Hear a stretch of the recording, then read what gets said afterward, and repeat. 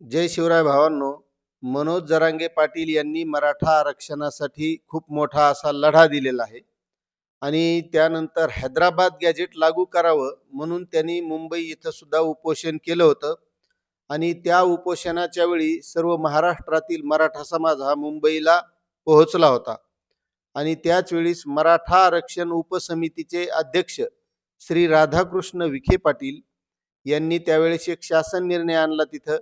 आणि त्या शासन निर्णयाअंतर्गत हैदराबाद गॅजेट लागू केलं.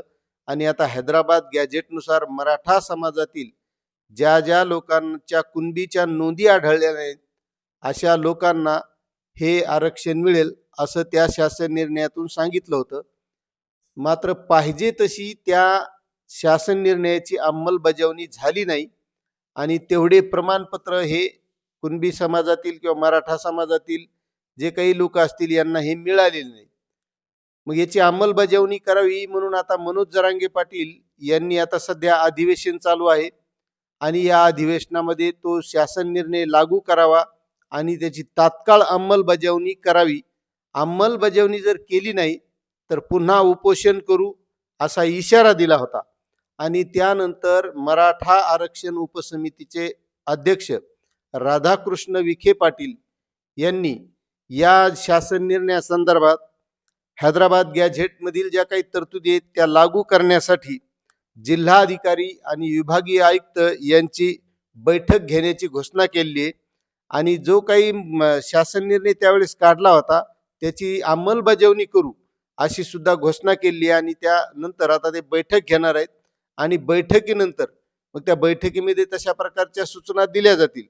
मात्र त्यानंतर त्यांनी दुसरी एक सूचना केली आहे की मी सर्व जे काही मराठवाड्यातील आमदार आहेत या सर्वांना पत्र देणार आहे. कारण जी जात पडताळणी समिती आहे तिला मी काही आदेश देऊ शकत नाही. मग ज्या जात पडताळणीसाठी अडचणी येत असतील त्यांनी स्थानिक आमदारांनी तिथल्या त्यामध्ये लक्ष घालावं म्हणून मी सर्व आमदारांना पत्र सुद्धा देणार आहे. आणि त्या संदर्भात आता यापुढे जिल्हाधिकारी आणि विभागीय आयुक्तांची बैठक ते घेणार आहेत. त्यानंतर यासाठी अंमलबजावणी करण्यासाठी ते प्रयत्न करणार आहेत. मात्र मनोज जरांगे पाटील हे ठाम आहेत की या गॅझेटची तर अंमलबजावणी कराच, मात्र त्यानंतर दुसरं एक गॅझेट आहे सातारा गॅझेट. हे सातारा गॅझेट सुद्धा लवकरात लवकर लागू करा. आणि हे सातारा गॅझेट लागू झाल्याच्या नंतर मग मी शेतकऱ्यांच्या प्रश्नावर या महाराष्ट्रामध्ये पुन्हा एकदा एक वादळ उभं करणार आहे. आणि या ज्या काही शेतकऱ्यांच्या अडचणी आहेत, शेतकऱ्यांचे प्रश्न आहेत आणि शेतकऱ्यांचे प्रश्न काही कमी नाहीत, मग याचा तुकडा पाडणार आहे असं मनोज जरांगे पाटील यांनी सुद्धा सांगितलेलं आहे.